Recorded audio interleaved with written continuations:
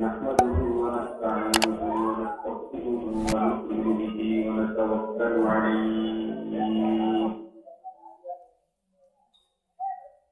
ونعوذ بالله من شرور أنفسنا ومن سيئات أعمالنا من يهده الله فلا مضل له ومن يضلل فلا هادي له ونشهد أن لا إله إلا الله وحده لا شريك له ونشهد أن سيدنا وسندنا وحبيبنا وشفيعنا وطبيبنا وطبيب قلوبنا وأولانا ومولانا محمدا عبده ورسوله الذي أرسله بالحق إلى الخلق بشيرا ونذيرا وداعيا إلى الله بإذنه وسراجا وقمرا منيرا أما بعد فأعوذ بالله من الشيطان الرجيم بسم الله الرحمن الرحيم إن الذين آمنوا وعملوا الصالحات كانت لهم جنات الفردوس نزلا خالدين فيها لا يبغون عنها حولا صدق الله مولانا العظيم وصدق رسوله النبي الأمي الكريم ونحن على ذلك لمن الشاهدين والشاكرين والذاكرين والحمد لله رب العالمين اللهم صل على سيدنا مولانا محمد وعلى آله وأصحابه وبارك وسلم اللهم صل على سيدنا محمد النبي الأمي وعلى آله وسلم تسليما يا رب صل وسلم دائما أبدا على حبيبك خير الخلق كلهم بلغ العلا بكماله كشف الدجى بجماله حسنت جميع خصاله صلوا عليه وآله محقق الأرض بلغ العلا بكماله كشف الدجى بجماله حسنت جميع خصاله صلوا عليه وآله उतर कर सूर्य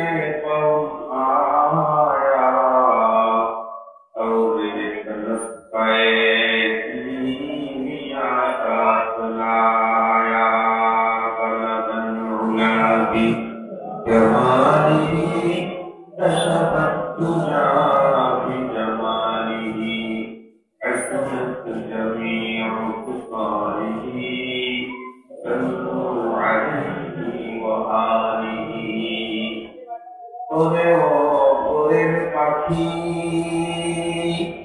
जाबी तोरा मदीना रे मुदेर सलाम तोसे बिसरे कोई नबी पतरा जाए बलगन रुगाबी जमाली कशफत तुजा बिजमाली جنة جميع خصاله صلوا عليه وآله معزز محترم সত্যকার তিনি করা পিএমপি রোড গাজীপুর আল-মুনকার সমাজ কল্যাণ পরিষদের উদ্যোগে আয়োজিত প্রথম বার্ষিক বর্গত মাহফিলের শ্রদ্ধাভাজন সম্মানিত সভাপতি মুআজ্জাজ হযরত হুজুর উলামায়ে কেরাম বিভিন্ন দিনী মাদারিসে জাগরিত নূরে চশমা তারাবান বিভিন্ন অঞ্চল থেকে সমাগত সম্মানিত সুধী সর্বপ্রথম আল্লাহ পাকের দরবারে আলিশানে লাভ প্রতিষ্ঠিত যে মহান সত্তা অতীব দয়া মায়া করে আমাদের হায়াতকে দীর্ঘায়িত করে দুনিয়ার হাজার ব্যস্ততাকে পিছনে ফেলে রেখে দ্বীনের নিসবতে কোরআন পাকের মহব্বতে জান্নাতি আয়োজনে সাম্প্রতিককালে যথেষ্ট মানুষ ওলামায়ে কেরামের সান্নিধ্যে বিশ্বের সর্বশ্রেষ্ঠ মহাগ্রন্থ কোরআন কারীমের দার্সে আমাদের প্রশস্তি দিয়ে সুযোগ দিলেন সে মহান মহিয়ানের দরবারে আমরা সকলেই শুকর গুজার হচ্ছি জবান খুলে ভক্তি সহকারে মহব্বত দিয়ে দিল থেকে আবেগের সাথে উচ্চ কণ্ঠে সংস্কারে সকলে করে দিন আলহামদুলিল্লাহ। উপস্থিতির সংখ্যা অনুপাতে ইচ্ছা করলে আল্লাহ পাকের শুকরিয়া আদায়ের শব্দটাকে আমন্ত্রণ করা সম্ভব। যেহেতু চতুর্দিক থেকে দ্বীন ইসলাম মুসলমানদের প্রাণাধিক প্রিয় রাসূল পাক সাল্লাল্লাহু আলাইহি ওয়াসাল্লামের শাখসিয়তার ব্যক্তিত্বতার মাকামের উপরে হাজার আক্রমণ এ মুহূর্তে মুসলমানদেরকে পূর্বের চাইতে একটু বেশি সজাগ হতে আমাদের শেখুল হাদিসের নাম আবুল রহমাতুল্লাহ আলাইহি তসলিমা যখন কোরআনে পাকের অপব্যাখ্যা দ্বীন ও ইসলাম নিয়ে যখন নানা মন্তব্য করতে শুরু করলো শেখুল হাদিস রহমাতুল্লাহ আলাইহি তখন দেখেছিলেন তাকে মোটা নামের উত্তর অথবা দক্ষিণ দিকে একটা সমাবেশ করা হয়েছে। শেখুল হাদিসের নাম আবুল রহমাতুল্লাহ আলাইহি বলেছিলেন যে দেখেন অনেক সময় মানুষের বাড়ি ঘরে চেষ্টা কিছু চোর বসে চেষ্টা চোর যখন কোনো মানুষের বাড়ি ঘরে রাত্রে বেলায় ঢুকে এই চোরকে খেদাবার জন্য বাড়িওয়ালাকে নিয়মিত কোনো ফাইট করতে হয়। বাড়িওয়ালা চোর ঢুকছে এটা বুঝতে পারলে সে শুধু ঘুম থেকে জাগ্রত হয়ে তার হাতের উপরে বসে একটু গলার আওয়াজ কাশির আওয়াজটা একটু জোরে করলে চেষ্টা চোর বাড়ি থেকে এমনিতে গেলে পারে। শেখুল হাদিস রহমাতুল্লাহ আলাইহি বললেন তসলিমার মতো কুরআনদার এটা ইসলামের ঘরে একটা ফেরেশতা চোরের থেকে বেশি কিছু। শেখুল হাদিস তখন বলেছিলেন এই ইসলামের ঘরে ফেরেশতা চোর চুন্নি তসলিমাকে হটাবার জন্য আমাদেরকে ফাইট করা দরকার নেই। বাইতুল মুকাররমের গেটে এসে জোরে একটা স্লোগান দিলেই তসলিমার মতো ধর্মের ঘরের চুন্নি রাতের অন্ধকারে দেশ থেকে পালাইতে বাধ্য। বড়দের কথা আনন্দার নাচ বুঝের চিন্তা করি বড়দের কথা আল্লাহ পাক রব্বুল আলামিন এভাবে কবুল করেন। সত্যি শেখুল হাদিস হুজুরের সে বক্তব্যই বাস্তব হলো যে তসলিমা সারা জীবন বোরকার পর্দার বিরুদ্ধে লেখা লেখে সেই তসলিমা বাংলাদেশের তৌহিদকারী মানুষের আক্রোশের পাখি হয়ে শেষ পর্যন্ত রাতের অন্ধকারে বোরকা করেই দেশ ত্যাগ করতে বাধ্য হল। এখনো অনেকগুলি চোর ইসলামের ঘরে এখন বেশ কিছু আনাগোনা দেখা যাচ্ছে, অনেক চোর, কিন্তু একটাকে আমি বড় মনে করি না, তসলিমার মতো চেষ্টা মনে করি।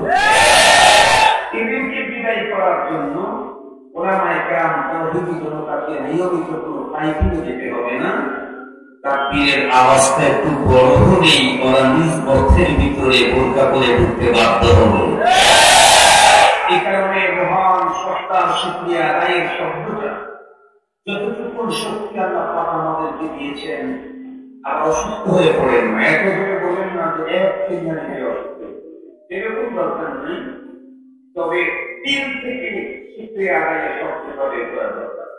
আওয়াজ খুবই নরম হয়, কথাটা যেন গভীর থেকে বের হয়, শুধু মুখ থেকে বের না হয়। আমরা দিল থেকে যে রাত আমাকে দিয়েছেন সব স্পিকিং পাওয়ারটা দেওয়া, কথা বলার যোগ্যতা উনি দিয়েছেন। যে রব্বুল আলামিন আমাকে কি কথা বলার যোগ্যতা দিলেন, তাকে সন্তুষ্ট করার জন্যই আমরা দিল থেকে আবেগের সাথে আল্লাহ পাকের শুকরিয়া আদায় করছি। আলহামদুলিল্লাহ। সবাই উপস্থিতি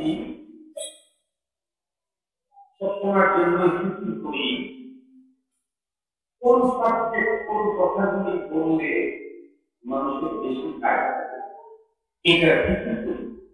হাকিমুল উম্মাহ মুজাদ্দিদুল মিল্লাত শাহ আশরাফ থানভী রাহমাতুল্লাহ আলাইহি তিনি লিখেছেন যে এই খতম দেওয়ায় মুক্তাদায়ে আল অনুযায়ী ওয়াক্তি তাকাজাকে পূরণ করতে গিয়ে তিনি আলোচনা করে বুঝতে হবে তার বিষয়ে দেখলাম।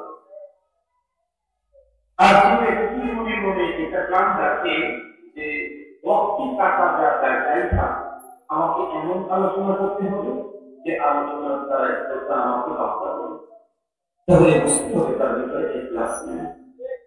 শ্রোতা আমাকে যাই বলবে, কিন্তু বর্তমান সময়ে মুসলিম উম্মার জন্য কোন সাবজেক্টটা বেশি দরকার, আল আহাম ফাল আহাম, এটার উপরে আলোচনা করা একজন সঠিক দায়িত্ব। সেইখান থেকেই আমি একটা বিষয়ের উপরে আপনাদের সাথে আলোচনা করবো, লম্বা টাইম ইনশাআল্লাহ আলোচনা করবো। আল্লাহ যতটুকু পর্যন্ত আলোচনা করায় ততটুকু পর্যন্ত আপনারা সফল করতে পারবেন।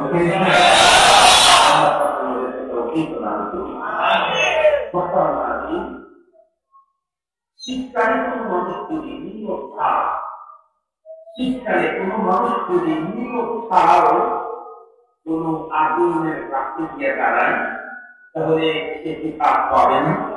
শরীরটা গরম হবে না? আলোচনার এরিয়াতে কোন মানুষ নিয়োগ ছাড়াও যদি এসে দাঁড়ায়, কোরআন পাকের তাপ হেদায়েতের আলোতে ও দিনটাকে আলোকিত করে ফেলবে।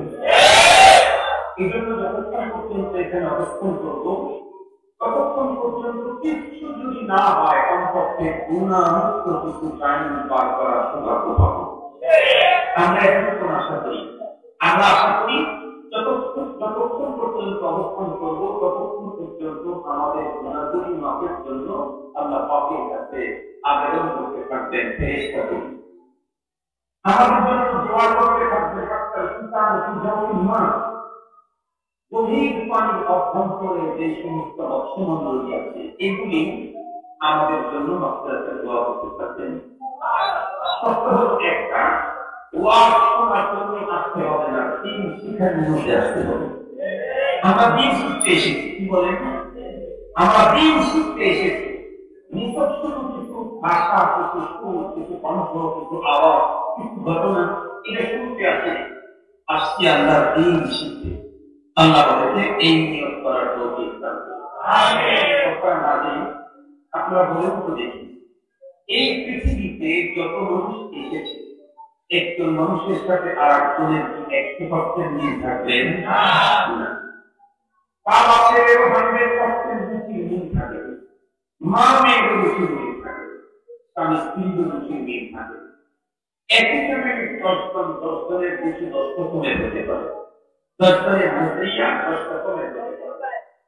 কিন্তু তামাম পৃথিবীর মানুষ একটা বিষয়ে একমত, তামাম পৃথিবীর মানুষ একটা বিষয়ে একমত।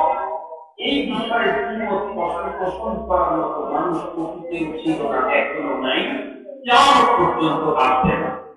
সেটি হচ্ছে মানুষ মরণশীল। এই ব্যাপারে কোন নাস্তিকের দ্বিমত আছে না? পয়গম্বরের পক্ষে যারা স্লোগান দেয় তাদের কোন দ্বিমত, পয়গম্বরের বিপক্ষে যারা স্লোগান দেয় তাদের কোন দ্বিমত, যারা বাবুদেরকে সন্তুষ্ট করার জন্য দিবানিশি যারা বক্ত হয়ে আছে তাদের কোন দ্বিমত, রব্বুল সন্তুষ্টি অর্জনে যারা নিজেদের জীবন বিসর্জন করতে রাজি তাদের কোন দ্বিমত নেই। এক কথায় তাম ওয়ার্ল্ডে সমস্ত মানুষ একটা বিষয়ে একমত, সেটা হলো মানুষ মরণশীল, আমাকে বলতেই হবে। কিন্তু আমরা যারা ইমানদার ইনদার, আমরা শুধুমাত্র কেবলমাত্র মৃত্যুকে বিশ্বাস করি। আমরা শুধুমাত্র কেবলমাত্র মৃত্যুকে বিশ্বাস করি। নাস্তিক মৃত্যু বিশ্বাস করে, আমিও মৃত্যু বিশ্বাস করি। তার বিশ্বাস আর আমার বিশ্বাসের মধ্যে আসমান জমিয়ে পার্থক্য। নাস্তিক মনে করে মৃত্যু আমার জীবনের সমাপ্তি। নাস্তিকের মতবাদ হল মানুষ প্রকৃতির কারণে জন্মগ্রহণ করে, প্রকৃতির কারণে তার মৃত্যু হয়। জন্মের আগে মরণের পরে কিচ্ছু নেই। আমরা কি এইগুলি ওরা মৃত্যুকে জীবনের সমাপ্তি মনে করে, মুসলমান মৃত্যুকে মূল জীবনের সূচনা মনে করে। কবি বলেন मौत को समझा है गाफिल इख्तितामे जिंदगी, मौत को समझा है गाफिल इख्तितामे जिंदगी, पर हकीकत मौत तेरे इब्तिदाए जिंदगी, पर हकीकत मौत तेरे इब्तिदाए जिंदगी, जिंदगी है अज़बराए बंदगी, जिंदगी है अस्पराए बंदगी, जिंदगी बेबंदगी शर्मंदगी, जिंदगी बेबंदगी शर्मंदगी, ऐशो इशरत के लिए दुनिया नहीं, ऐशो इशरत के लिए दुनिया नहीं, याद रख तू बंदा है मेहमान नहीं, याद रख तू बंदा है मेहमान नहीं। ये चमन सहारा भी होगा ये कब्र को दो, ये चमन सहारा भी होगा ये कब्र को दो, ताकि अपनी जिंदगी को पूछ कर कुर्बान करे, ताकि अपनी जिंदगी को पूछ कर कुर्बान करे। খুব ভালো করে বুঝতে হবে মৃত্যু আমার জীবনের সমাপ্তি না, মৃত্যুকে জীবনের সমাপ্তি মনে করে নাস্তিক। ইমানদার তাকে আকীদা বিশ্বাস করো মৃত্যু আমার মূল জীবনের সূচনা মাত্র, মৃত্যু আমার মূল জীবনের সূচনা মাত্র। আমরা তো ইমানের অবস্থানের মধ্যে স্বীকৃতি দিয়েছি آمنت بالله وملائكته وكتبه ورسله واليوم الآخر والقدر خيره وشره من الله تعالى والبعث بعد الموت। মরণের পরে আমার মূল জীবন, এ কারণে তো আমরা বিশ্বাস করি ক্ষণস্থায়ী এই পৃথিবীর পার্থিব জগতে 70-80 বছরের জীবন, এটি মূল জীবন। মূল জীবন হলো পরপারে চিরস্থায়ী জীবন। এই কারণে আমরা বিশ্বাস করি ক্ষণস্থায়ী জীবনের সার্থকতা আমার মূল সার্থকতা না, ক্ষণস্থায়ী জীবনের ব্যর্থতা আমার মূল ব্যর্থতা না। আমার মূল সার্থকতা হলো পরপারে চিরস্থায়ী জীবনের সার্থকতা, আমার মূল ব্যর্থতা হলো পরপারে চিরস্থায়ী জীবনের ব্যর্থতা। এই কারণেই তো আলহামদুলিল্লাহ আল্লাহওয়ালাদেরকে দেখবেন দুনিয়া নিয়ে ফিকির নেই, অনেক বেশি উন্নত অবস্থায় থাকার ফিকির নেই। ফিকির হলো আখিরাতের পরপার সাজাবা, এদের ফিকির হলো এটা। কারণ এই ক্ষণস্থায়ী জীবনে আমি ব্যর্থ হলে কি আর সার্থক হলে কি, এটা তো 80 বছরই শেষ হবে, 90 বছরই ফুরিয়ে যাবে, 100 বছরই হারিয়ে যাবে। শুধু আমি হারাবো না, পৃথিবীও তো একদিন হারিয়ে যাবে। আমি তো পৃথিবীতে আছি, আমি তো হারাবো, আমি তো এখনই হয়ে যেতে পারি, আমি তো এখনই শেষ হয়ে যেতে পারি। তবে আমি শেষ হবো শুধু তাই না, আমি যে দুনিয়াতে আছি দুনিয়াও একদিন শেষ হয়ে যাবে। খুব ভালো করে বুঝবেন। তাহলে পরপারের জীবনের সফলতা হল সফলতা। একজন মানুষ এই পৃথিবীতে এসে দুনিয়ার সব কিছু পেয়ে গেল, কিন্তু আখিরাতের সফলতা অর্জন করতে পারল না।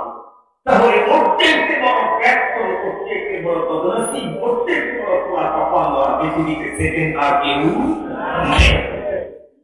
মানুষ পৃথিবীতে এসে একটু পেল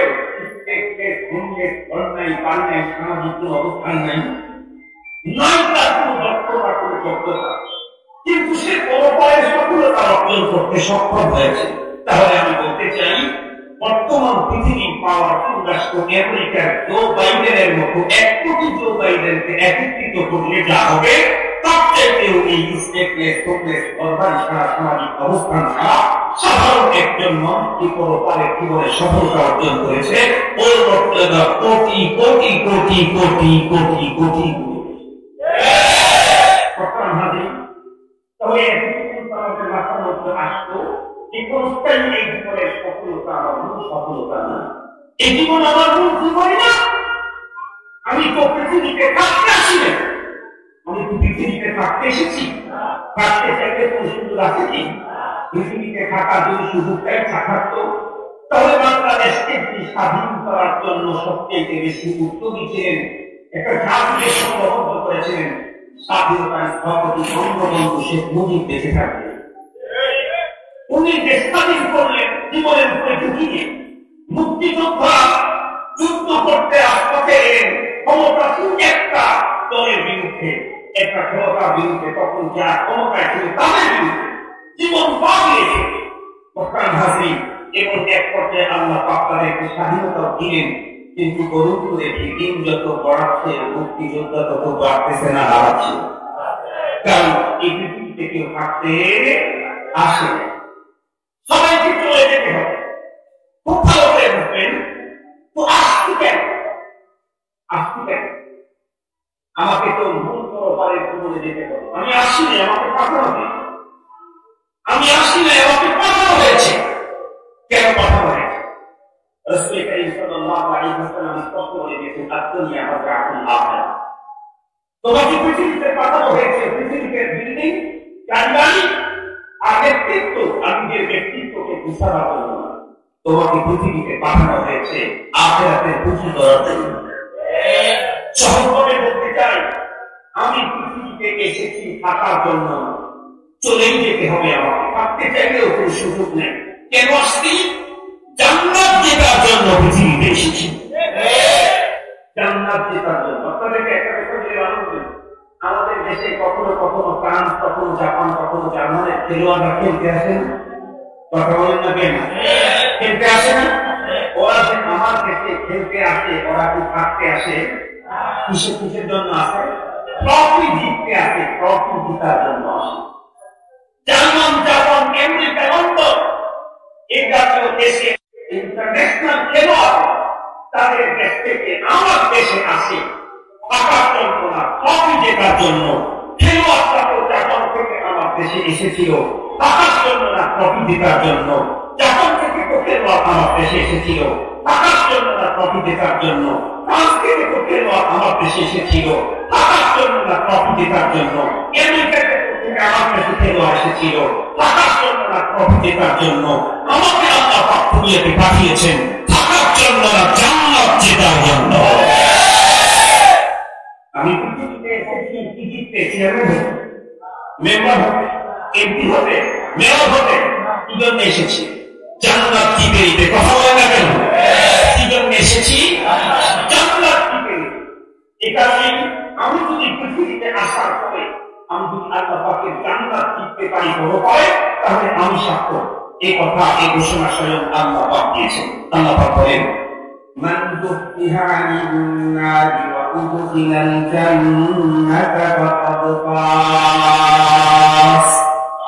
এই পৃথিবীর সকলকে যে 5বার মেয়র হয়েছে, যে 50 বছর প্রধানমন্ত্রীর চেয়ারে থাকেছে, যে আমেরিকার প্রেসিডেন্ট হয়েছে, যে জাতিসংঘের মহাসচিব হয়েছে, আমরা বলেন না সেই মানুষটা তার পরপারের চিরস্থায়ী জীবনে জাহান্নাম থেকে মুক্তি পেয়ে জান্নাতে ঢুকে গেল, সেই হলো সফলতা। তাহলে আমরা কি সফল হতে চাই না ব্যর্থ হতে চাই? সফল হতে চাইলে আমাকে পরপারে জাহান্নাম থেকে মুক্তি পেয়ে কোথায় যেতে হবে? এখন আমি জাহান্নাম থেকে মুক্তি পেয়ে জান্নাতে যেতে চাইলে কি পারবো? কথা বলেন। খেলোয়াড় ফ্রান্স থেকে আসছে আমার দেশে ট্রফি জেতার জন্য, ও আসতে ওকে ট্রফি দিয়ে দাও। কথা বলেন না কেন? না তাকে ফাইট করতে হবে? কথা বলেন না কেন? তাকে অবশ্যই ফিল্ডে ফাইট করতে হবে, তাকে জিততে হবে, ঘাম ঝরাতে হবে, পরিশ্রম করতে হবে, জীবনের উপরে ঝুঁকি নিয়ে তাকে অবশ্যই উইন হতে হবে। আল্লাহ পাক বলেছেন এই পৃথিবীর মধ্যে প্রকৃত সফল যে ব্যক্তি পরপায়ের চিরস্থায়ী জীবনে জাহান্নাম থেকে মুক্তি পেয়ে জান্নাতে ঢুকবে সেই হল সফল। আমি পরপায়ের চিরস্থায়ী জীবনে জাহান্নাম থেকে মুক্তি পেয়ে আল্লাহ পাকের জান্নাতে ঢুকতে চাইলে আমাকে এই পৃথিবীতে ফাইট করতে হবে। একটু জোরে বলেন না কেন? কিসের জন্য ফাইট করতে হবে? দুইটা জিনিস অর্জন করার জন্য। মূল টার্গেট হল জান্নাত। জান্নাত জিততে চাইলে আমাকে কমপক্ষে দুইটা গুণ অর্জন করতে হবে। এই দুই গুণ অর্জন করতে যত ফাইট করতে হবে তারপরে আমি জান্নাত জিততে পারবো। কোরআন হাজির এই দুইটা গুণ আমাকে অর্জন করতে হবে পৃথিবীতে। আল্লাহ পাকের কোরআনে একটা বলেন إن الذين آمنوا وعملوا الصالحات كانت لهم جنات الفردوس نزلا। নিঃসন্দেহে এই সমস্ত মানুষগুলি ঈমান আনলো, নেক আমল করলো, এই দুইটা কাজ পৃথিবীতে এসে মিলিত করে আল্লাহ পাক বলেন তাদের জন্য মেহমানদারি ব্যবস্থা হবে জান্নাতুল ফিরদাউস। সুবহানাল্লাহ। কোথায় হবে ভাই? জান্নাতুল ফিরদাউস। সবচেয়ে উন্নত মানের আল্লাহ পাকের দেওয়া হবে জান্নাতুল ফিরদাউস। মুহতারাম হাজির, মেহমানদারি হবে জান্নাতুল ফিরদাউসে। মেহমানদারি করবেন কে? আল্লাহ। আমরা হব সেদিন মেহমান, আল্লাহ হবেন আমাদের মেজবান। আর আমাদেরকে যে হোটেলে আপ্যায়ন করা হবে সে হোটেলের নাম সেরাটন, সোনারগাঁ, একটু জোরে বলেন, Radisson, American, 3 star, 4 star, 5 star, আরো কোন স্টার? জোরে বলেন কোনটা? জান্নাতুল ফিরদাউস। আল্লাহু আকবার। পৃথিবীতে তো আমরা কত কত কারো মেহমান হয়ে আসছি, কখনো এদেশে, কখনো বিদেশে, কখনো সাধারণ, কখনো নেহারে। তুমি নিজের অভিজ্ঞতা থেকে বলি, মেজবান যত উন্নত হয়, মেজবানি তত উন্নত হয়, মেজবানি মানে খাওয়া ব্যবস্থা, আপ্যায়ন তত উন্নত হয়। তো পৃথিবী উন্নত হতে হতে হতে হতে মাথায় কেউ বাইরের মেহমানি হলে উনি কত আইটেমে, কত উন্নত হোটেলে আপনাকে মেহমানদারি করবেন। আপনি যত উন্নত হোটেলে যান, সেখানে যাই কিছু খেতে চান, আপনার কিন্তু পিছন দিক থেকে এক অজানা আতঙ্ক আপনাকে বারবার খাওয়া হয়। যত মজার খাবার হোক, খেতে খেতে একটা পর্যায়ে আপনার অজানা আতঙ্ক আপনাকে বলে এই আর খাস না, পেটে প্রবলেম দিতে হবে।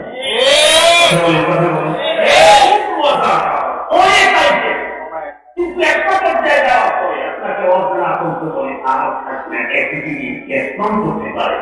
কোরআন হাজির খুব ভাই ভাই উন্নত হোটেলে থাকলেন, সকালবেলায় যখন লোকেরা আপনাকে ঘুম থেকে জাগাবার জন্য গেছে, দরজাতে নক করার পরে কোনো আওয়াজ না, এক পর্যায়ে ক্যামেরাতে একজন শুয়ে আসে, আওয়াজ করলো কিন্তু নাই। পরবর্তীতে দরজা ভেঙে ভিতরে গিয়ে দেখে নাই তো নাই, একবারই নাই। কিন্তু আল্লাহ পাক যে জান্নাতে আমাদেরকে যে হোটেলে মেহমানদারি করবেন, ওই হোটেলে একজন মানুষ যখন ঢুকবে, জীবনে কোনদিন তার মরণ তো আসবেই না, যৌবন কোনদিন আসবে। আজকে আমার দেশে বেশি টাকাওয়ালা মডেল যারা, অনেক বেশি টাকাওয়ালা যারা, তারা মানে বয়সটাকে কমাবার জন্য, মানে বয়স হয়েছে, স্কিনটা একটু এলোমেলো হয়ে গেছে, চেহারাটা একটু ফ্যাকাশে হয়েছে, নিজেকে একটু কম করে বয়স উপস্থাপন করার জন্য দেশের বাইরে যায়, প্লাস্টিক সার্জারি করে আসে, শরীরটাকে একটু টান টান করে, শরীরটাকে একটু ম্যাট একটা সুন্দর করে, ফিটনেসটাকে একটু কমপ্লিট করার জন্য অনেক টাকা দেয়। সে হাতে গোনা কয়েকজন, তাও কম কিছু হয় না। কিন্তু জান্নাতে যারা যাবে, হোটেলে যারা থাকবে, তাদের জন্য ফ্রি সার্ভিস। প্রতি জুমাবারে তাদেরকে এক পাতারে পাঠায় দেওয়া হবে। যাওয়ার ইচ্ছা মনে যাবে, فيها ما تشتهي أنفسكم ولكم فيها ما تدعون نزلا من غفور رحيم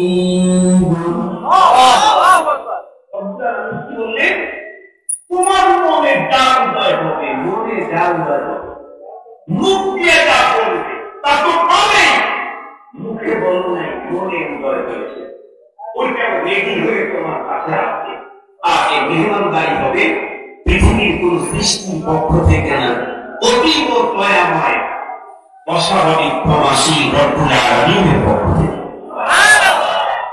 খুব ভালো করে বুঝতে হবে সেইখানে যদি ঢুকতে চাই তো মিনিমাম যেন কয়েকটা জিনিস লাগবে একটা হলো ঈমান আর একটা হলো আমল এই দুইটা বাদ দিয়ে একজন মানুষও হতে পারে আল্লাহ পাকের জান্নাতের মেহমান হওয়া জান্নাতের হোটেলে ঢোকার কোনো সুযোগ নেই এর ভিতরে ঈমান তো প্রথম নাম্বার দ্বিতীয় নাম্বারে নেক আমল যদি তার কম হয় অথবা বেশি হয় তাকেও সে জান্নাতে যেতে পারবে বেশি নেক আমল হলে জান্নাতটা হবে একদম স্ট্যান্ডার্ড কোয়ালিটি জান্নাতুল ফেরদাউস আর যদি নেক আমল কম হবে তাহলে তাকেও জান্নাত দেওয়া হবে বাট তার জান্নাতটা হবে নিম্নমানের জান্নাতটা কেমন হবে আপনারা ভাবতেছেন বেরিয়ে কি জান্নাতুল ফেরদাউসের হোটেলের মতো আর বর্তমান পৃথিবীতে যত হোটেল আছে সবচেয়ে উঁচা হোটেলটা হলো দুবাই বা আল খালিফা দুবাই হোটেল এত উঁচা এক হোটেলে যারা অবস্থান করে রমজান মাসে তাদেরকে এক টাইমে ইফতার করার সুযোগ নাই 2-3 টাইমে ইফতার করতে হবে একদম নিচের পড়ে যারা থাকে এদের কাছে যখন সূর্য অস্ত গেছে মাঝখানকার অথবা তার চাইতে উপরে যারা থাকে তারা কখনো সূর্যের কিরণ দেখতে পায়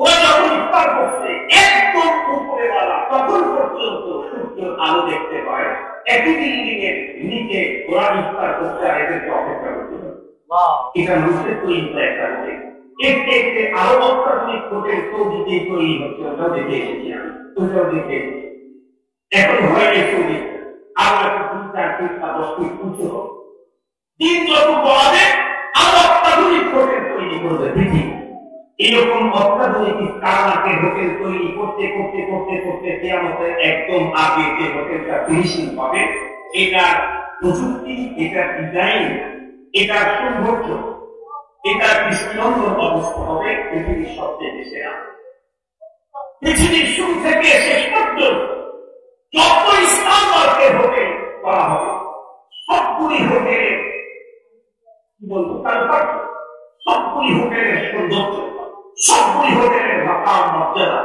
সবগুলি হোটেলের দৃষ্টিনন্দন অবস্থান সবগুলি একত্রিত করলে যা হবে আল্লাহ পাক রব্বুল আলামিন সবচেয়ে নিম্নমানের জান্নাত যাকে দিবেন ওই জান্নাতি বাইরের গেটে যে হেডফোন লাগানো থাকবে ওই একটা হেডফোন সমান সৌন্দর্য তাম পৃথিবী সব ইসলাম মার্কের হোটেলের হতে পারে না এমন হোটেল দেওয়া হবে নেক আমল আমার লাগবে মনে রাখবেন নেক আমল কম হলে জান্নাত নিম্নমানের হবে নেক আমল বেশি হলে জান্নাত এই পরিচিত হবে নেক আমল যতই কামাই করে নেক ইনকাম করতে করতে নেকি কাজ করতে করতে দুনিয়ার সবাই যারা নেকি কাজ করে ফেলেছে কিন্তু ঈমান যদি না থাকে তাহলে পশ্চিম কালেও আল্লাহ মেহমান হওয়া জান্নাতে ঢোকার কোনো সুযোগ নাই মুসলমান ভাইরা আমার কথাগুলো নিয়ে বুঝবেন বিষয়টাকে সুন্দর করে বোঝাবার জন্য পৃথিবীর 2 জন নারীর ঘটনা আপনাদের সামনে পেশ করতে চাই একজন নারীর ঘটনা সর্বপ্রায় আমার হাদিসে পাকের ভিতরে বর্ণনা করেছেন আসাফুল কুতুব বাদা কিতাবিল্লাহ সহিহ বুখারী শরীফে এসেছে আপনাদের প্রত্যেকের জানা কিন্তু সেখান থেকে একটা পয়েন্ট উদ্ধার করা হলো আমার বক্তব্যের জন্য আবার শুনাই আপনারা শুনেছেন একজন নারী টোটাল লাইফ টাইমে প্রতিটা ব্যক্তিকে কাটিয়েছে চরিত্রহীনতাই তার মূল কাজ ছিল যে দেহ ব্যবসায়ী ছিল এবং একজন নারীর জীবনে একবার সৃষ্টির নিকৃষ্ট একটা সৃষ্টি ইতর প্রাণী কুকুরকে পানি পান করানোর কারণে আল্লাহ পাক রব্বুল আলামিন সেই নারীকে জান্নাতের মেহমান হিসেবে কবুল করে নিয়েছে। এটা তো আপনাদের শোনা কথা। আরেকজন নারীর কথা আপনাদেরকে জানাই, এই নারীও পৃথিবীতে বড় খ্যাতিমান নারী, তার নাম হলো মাদার তেরেসা। কি নাম? Mother Teresa.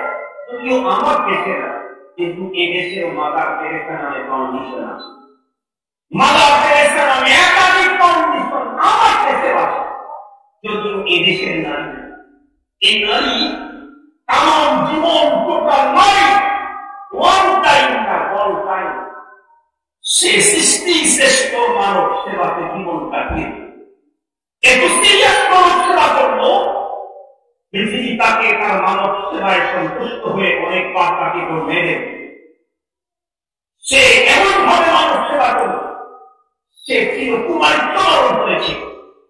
জীবনে বিয়েটা পর্যন্ত করেন, তার থিওরি ছিল আমি যদি বিয়ে করতে যাই তাহলে স্বামীকে সময় দিতে গেলে মানব সেবা ব্যাহত হবে, স্বামীকে সময় দিতে গেলে মানব সেবা ব্যাহত হবে।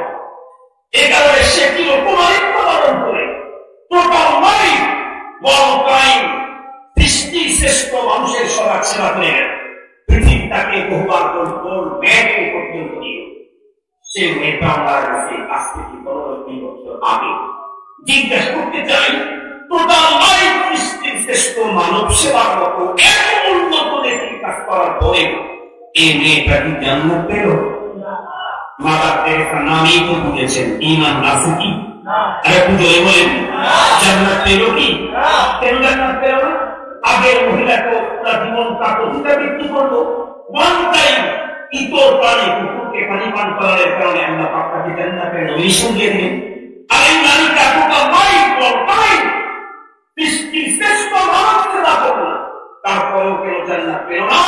কারণ জান্নাতে ঢুকতে চাইলে দুটো পুঁজি লাগে, নেক আমল লাগে, ঈমান লাগে। তবে ঈমান বিহীন নেক আমল দিয়ে বড় পায় জান্নাতে আল্লাহর মেহমান হওয়ার কোনো সুযোগ না। মুসলমান ভাইরা আমার কথাগুলো ভালো করে বুঝবেন। এই ওয়াজ শুধু কেবলমাত্র আজকে ওয়ান টাইম ওয়াজ না, আমার জীবন যতদিন পর্যন্ত চলে, যতদিন পর্যন্ত বয়ানটা আমার মাথার মধ্যে রেখে সামনের দিন আমাকে চলতে হবে, তাহলেই জান্নাতের বন্ধু আমার মেহমান হওয়ার সুযোগ পাবো। খুব ভালো করে বুঝবেন। এই জন্য আমি যতই নামাজ পড়ি, রোজা রাখি, হজ করি, বক্তৃতা করি, একদিকে যাই ইসলামী আন্দোলন করি, অথবা বন্ধুরা আমার মসজিদ বানাই, মাদ্রাসা বানাই, বিদ্যাশ্রম বানাই, এতিমখানা তৈরি করি, দাতব্য চিকিৎসালয় যতই চালু করি, কোটি কোটি অন্নহীন বস্ত্রহীন মানুষদেরকে অন্ন বস্ত্র টোটাল জীবনে বিবাহ করে বিলি করে যায়, নিঃসন্দেহে একটি কাজ, কিন্তু শুধু নেকি দিয়ে পরপারে আল্লাহর জান্নাতের মেহমান হওয়া যায় না। আল্লাহর জান্নাতের মেহমান হতে চাইলে নেকির কাজ তো লাগবেই লাগবে, তার আগে লাগবে হলো ঈমান। এই কারণে তো বাংলাদেশের হাদিসের বন্ধুরা আমার জগতে একজন কিংবদন্তি মুফতি আব্দুল্লাহ বারাকাতুহুল আলিয়া একটা বই লিখেছেন, সেই বইটার নামই দিয়েছেন ঈমান সবার আগে। বইটার নাম কি বলেন? ঈমান সবার আগে। আমাদের দেশের রাজনৈতিক স্লোগান দেশ ব্যক্তির থেকে দল বড়, দলের থেকে দেশ বড়, এই পর্যন্ত স্লোগান শেষ। কিন্তু একজন আল্লাহর মেহমান, জান্নাতের মেহমান যারা হতে চায়, প্রকৃত তার জীবনের যে সফলতা অর্জন করতে চায়, তার স্লোগান ওখানে গিয়ে থেমে যেতে পারে না, তার স্লোগান দেশ পর্যন্ত থামতে পারে না, দেশ পর্যন্ত থেমে যেতে পারে তার স্লোগান। যে পরকালের জীবনকে বিশ্বাস করে না, তার দেশ পর্যন্ত তার স্লোগান থামতে পারে। আমি তো এই দেশ পর্যন্ত আমি থেমে নাই, আমি তো পরকালকে বিশ্বাস করি। এজন্য আমার স্লোগান ব্যক্তির চাইতে দল বড়, দলের চাইতে দেশ বড়, দেশের চাইতে ঈমান ইসলাম দ্বীন বড়।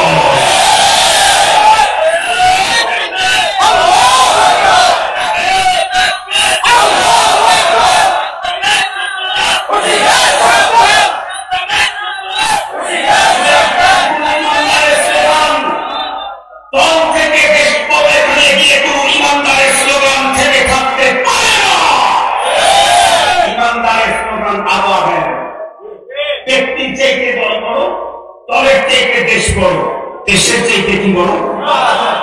ঈমান বড়। কথা বলেন, দেশের চাইতে কি বড়?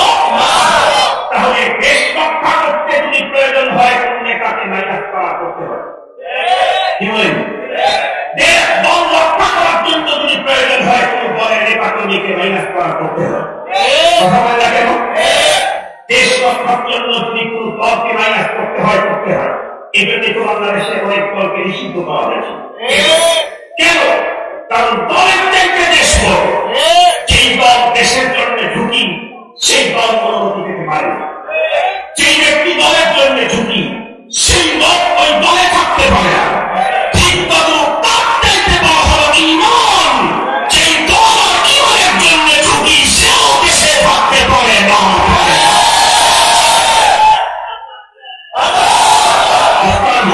কথাগুলি বুঝে তাকবীর কম দেন, কথাগুলি অন্তরে ঢুকে নেন।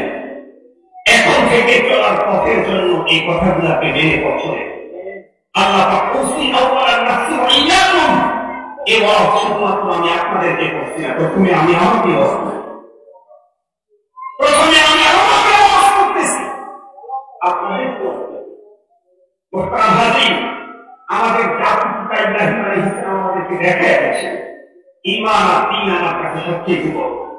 এখানে বাধা বাধা বাবা বাধা হয়েছেন, বাবা পিছিয়েছে, সমাজ বাধা হয়েছে, সমাজ পিছিয়ে, দেশ বাধা হয়ে দাঁড়িয়েছেন, দেশ ত্যাগ করেছেন, কিন্তু ঈমান ত্যাগ করেন না। আমরাও প্রস্তুত, আমরাও প্রস্তুত। ঈমানের জন্য যদি বাবা বাধা হয়, বাবাকে বাদ দিতে পারবো, ঈমান বাদ দিতে পারবো। ঈমানের পক্ষে যদি নেতা বাধা হয়, নেতা ছাড়তে পারবো, ঈমান ছাড়তে পারবো। ঈমান রক্ষার জন্য যদি দেশ বাধা হয়, দেশ ত্যাগ করতে পারবো, ঈমান ত্যাগ করতে পারি না।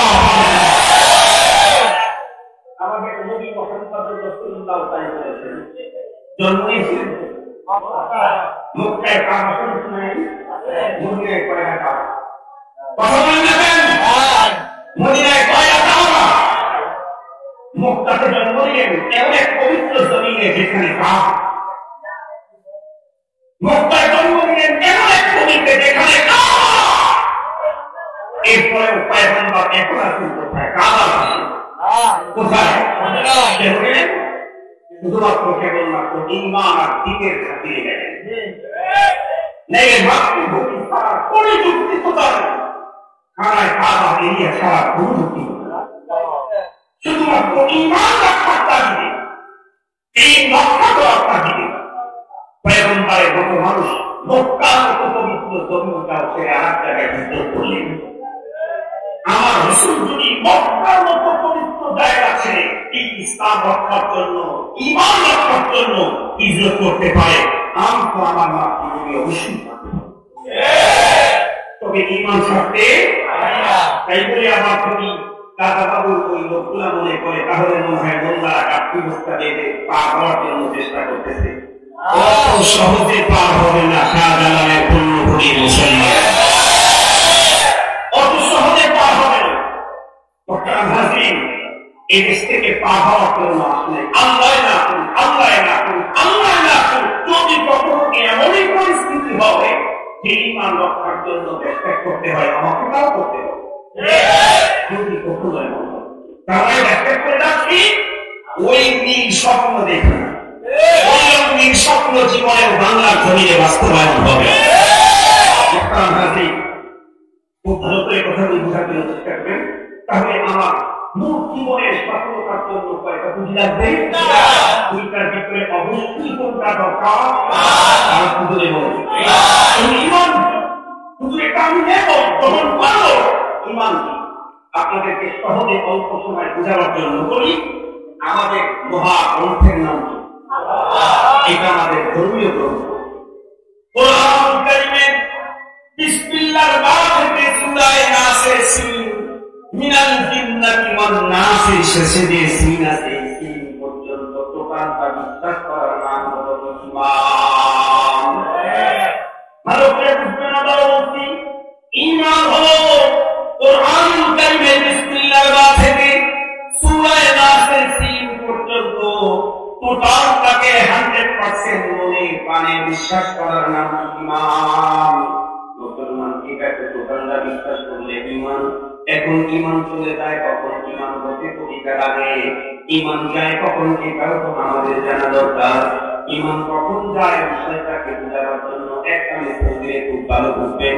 আপনারা তো আমার দৃঢ় বিশ্বাস আপনারা যারা বড় কষ্ট করে এই খোয়ার ভিতরে বসে কত কষ্ট করে আল্লাহর কোরআনের বাণী কবিতা পর্যন্ত শ্রবণ করতেছেন, আমার দৃঢ় বিশ্বাস আপনারা নামাজ পড়তে গেলে বাহিরের ভিতরে কিছু করণীয় কাজ আছে যেগুলাকে ফলো করা হয়। তাদের ভিতরে একটা হলো কাপড় পাক হতে হয় না নাকি না পাক হতে হয়? এই কাপড়টা পবিত্র হতে চাইলে ধরে নেন কমপক্ষে কোনো আইটেমের বস্তু থেকে কাপড়টাকে সেফ রাখতে হয়।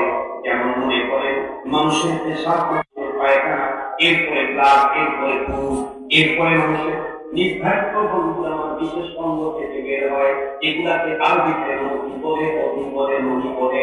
এরপরে বন্ধু আমার পশু পাখির পায়খানা, পেশাব, তাদের ব্লাড, এরপরে সরান। ধরে নেন এই জাতীয় কোন আইটেম থেকে এই কাপড়টা যদি সেফ থাকে তাহলে কাপড়টা পবিত্র হয়।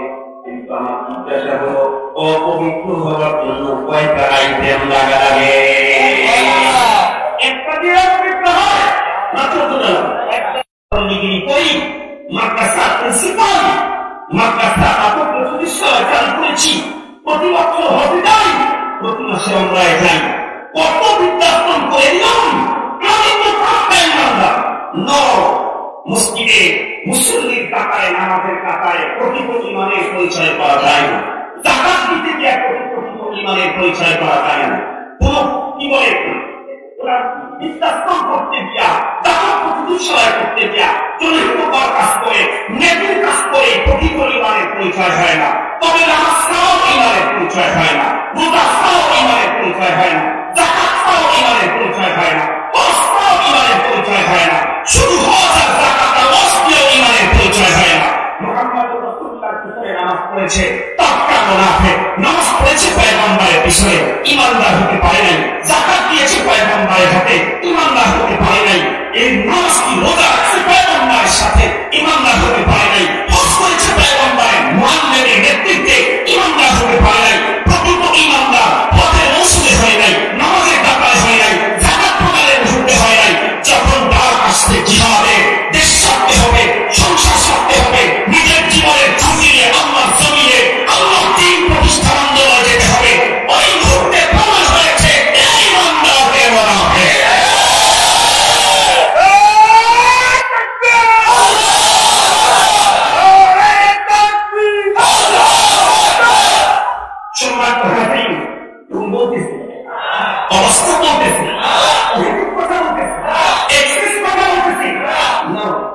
এদেশের কোন হকানি আলেম কখনো রক্তি করে তাতে কথা বলেন। হকানি আলেম কথা বলার আগে চিন্তা করে মায়ের পৃথিবীর কৌলিন চিন্তা দেখি রক্তি করে হকানি আলেম কথা বলার আগে চিন্তা করে আমার কথা এদেশের গোয়েন্দা রিপোর্ট না করলেও মহান রবের গোয়েন্দা রিপোর্ট করতে আসে এদেশের আদালতে। তাহলে এতক্ষণ পর্যন্ত আলোচনায় কি বুঝাইলাম? ঈমান ছাড়া মরণের পরে পরকালের জীবনে একজন মানুষ আল্লাহ পাকের জান্নাতের মেহমান হওয়ার কোন সুযোগ নাই। সেই মহাসম্পদের নাম হলো ঈমান। আর এই ঈমান কমপ্লিট করতে চাইলে বন্ধুরা আমার পুরা কোরআনের সবগুলি বিধিবিধান মানতে হবে। এই কারণেই তো তাম পৃথিবীর উলামায়ে কেরামের ঐক্যমতের ফতোয়া সমস্ত দুনিয়ার আলেমরা বলেন কাফের কাফের কাদিয়ানি কাফের। আমাদের দেশের স্লোগানটা আছে না নাই?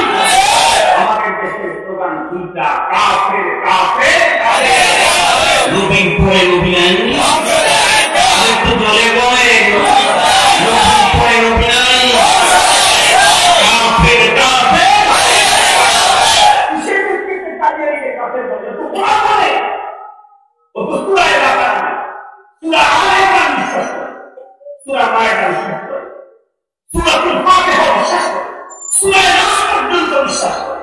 তারপর কাফের কেমনে? মুসলমান ভাইরা আমার ভালো করে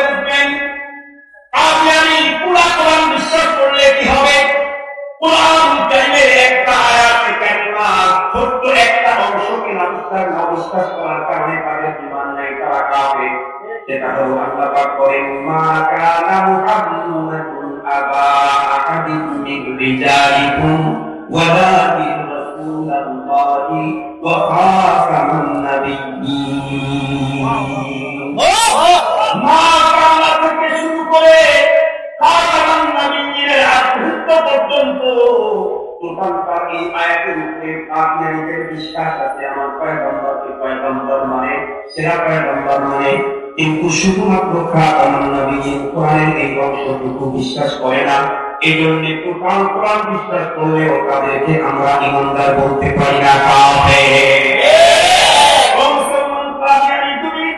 কোরআনের একটা আয়াতে মাত্র দুইটা শব্দ বিশ্বাস করার কারণে যদি তারা কাফের হয়, তাহলে আমি বলতে চাই আমার দেশের যে সমস্ত মানুষগুলি মসজিদ করে, মাদ্রাসা করে, তিনখানা করে, বিদ্যাশ্রম করে, রাজনৈতিক চিকিৎসালয় করে, হুজুরকে কাউকে হাতিয়ে দেয় নাই, হুজুরের দরবারে বারে বারে যায়, বিশ্বাসের দরবারে যায়, কিন্তু রাজনৈতিক প্রমোশন অথবা দেশটাকে উন্নতি তথাকথিত অগ্রগতির জন্য ওলামায়ে কেরাম যখন পর্দার কথা বলে, তখন সঙ্গে সঙ্গে তারা পর্দার বন্ধুরার বিপক্ষে অবস্থান নিয়ে কি বলে, যখন ওলামায়ে কেরাম বলেন অপারনা কি বুয়ুতি কুন্না, নারীরা তাদের ঘরের চারদেয়ালের ভিতরে থাকবে, তাই তাদের কর্মসংস্থান, এই কথা যখন বলে, তখন আমার দেশের তাহাজ্জুদ পড়নেওয়ালা, মসজিদের ভিতরে নামাজ পড়নেওয়ালা, উন্নতি আর অগ্রগতির বন্ধুরা আবার কথাটাই স্লোগান গাইয়া তখন বলে এই সমস্ত লোকদারাই আমাদের দেশের নারীদেরকে 1400 বছর ভিতরে পিছিয়ে নিতে চায়। তার মানে পর্দার এই বিধানটাকে যারা অস্বীকার করে, ও যত বড় মসজিদের মোতামলি হোক না কেন, ও কাফের। পর্দা না করলে কাফের হয়, পর্দা অবিশ্বাস করলে ঈমান হারে। পর্দা করে না, এটা বুঝতে পারে, কিন্তু যখনই পর্দার কথা বলা হয় তখনই মাথা করা হয় পর্দা করা দরকার, স্ত্রীকে পর্দা করা দরকার, পার্থিবীরা দোয়া করেন ও মুমিন ও ঈমানদার, ওর জন্য জান্নাত রেডি আছে, ওকেও আল্লাহ পাক জান্নাতে মেহমানদারি করবেন। কিন্তু যে বলে আরে নারীদেরকে পর্দা হবে, নারীদেরকে ঘরের চারদেয়ালের ভিতরে আবদ্ধ বন্দিশালায় রাখতে চায়, এই বক্তব্য যে দেয় ওর ঈমান থাকতে পাবে না, পাবে না। মুসলমান ভাইরা আমার লম্বা কথা বলতে চাই না, হাতি